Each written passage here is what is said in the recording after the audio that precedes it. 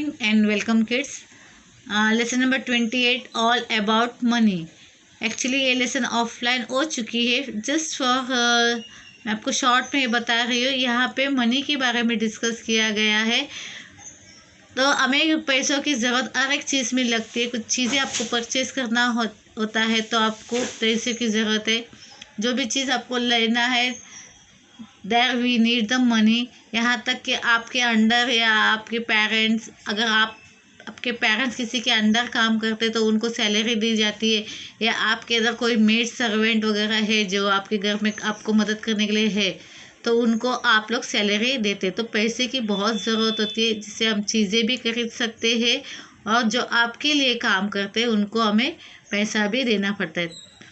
तो ये पैसों के बारे में अपने यहाँ इंडिया में कॉइन्स के रूप में और नोट्स के रूप में आपने पैसे देखे होंगे. जैसे 50 पैसे, 1 रुपी, 5 रुपी का कॉइन, 10 रुपी का कॉइन.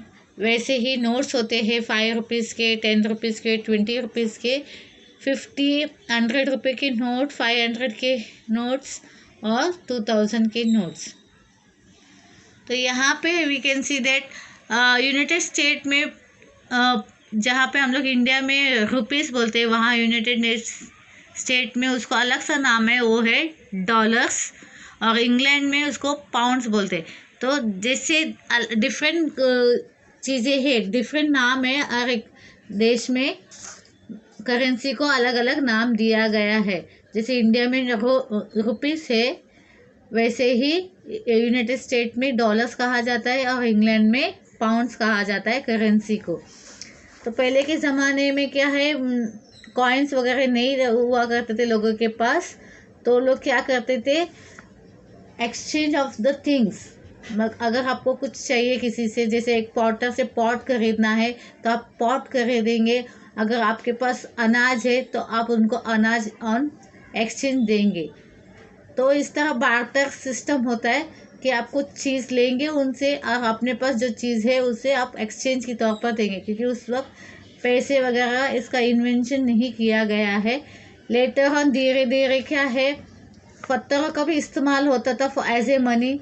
फिर होता था सॉल्ट ब्रिक्स, सॉल्ट के जो ईंटों के जैसे छोटे छोटे पीसेस होते हैं उसका इस्तेमाल करते थे. शेल का, काउरिस का एज ए मनी इस्तेमाल किया जाता था.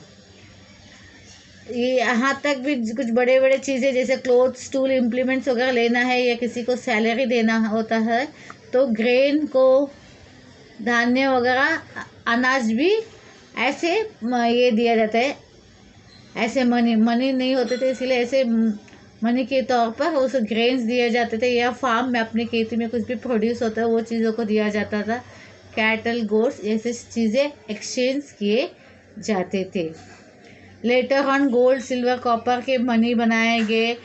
फिर सबसे फर्स्ट पेपर का जो करेंसी इस्तेमाल किया गया है वो चाइना में किया गया है 1000 ईयर्स एगो. उससे पहले हम लोग नोट सिस्टम्स नहीं इस्तेमाल करते थे. तो पेपर मनी के बारे में बहुत हमें ध्यान देके करना है. इसको हर एक नहीं छापते हैं, उसके गवर्नमेंट नोट्स से जो प्रिंट किया जाता है वो गवर्नमेंट प्रिंट करते हैं, किसी और को अलाउड नहीं है इसको प्रिंट करने के लिए. और नोटों को बहुत संभालना चाहिए. जब भी हम कुछ इस्तेमाल करते हैं तो पैसों का बहुत सोच समझ के इस्तेमाल करना चाहिए. हाँ, मिसयूज़ नहीं करना चाहिए, क्योंकि उसे कमाने के लिए काफ़ी मेहनत लगती है. दिन भर मेहनत करने पर आपको इसके बदले आपको पैसे मिलते हैं. तो आपको बहुत सोच समझ के इस्तेमाल करना चाहिए.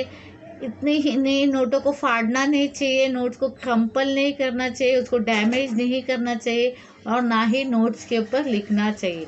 तो आपको इन सब चीज़ों का ध्यान रखना चाहिए जब आपके पास कोई नोट्स वगैरह होते हैं. ओके, तो दिस इज़ व्हाट, जब भी आप स्पेंड करेंगे तो सोच समझ के स्पेंड कीजिए, बिकॉज बहुत मेहनत लगती है पैसे कमाने के लिए. आपकी नीड्स, आपकी ज़रूरतें पूरा करने के लिए काफ़ी सारे मेहनत आपके पेरेंट्स को करने पड़ते हैं. Then you get whatever the things you needed और the necessity of your life. आपकी एजुकेशन, आपके कपड़े, आपके खाना पीना, सब इन पैसों से ही हम लोग सबको प्रोवाइड की जाती है, तो you should be careful while using the money. Okay, यही लेसन में बताया गया है। The notes will be given to you and bye, see you and meet in the next lecture.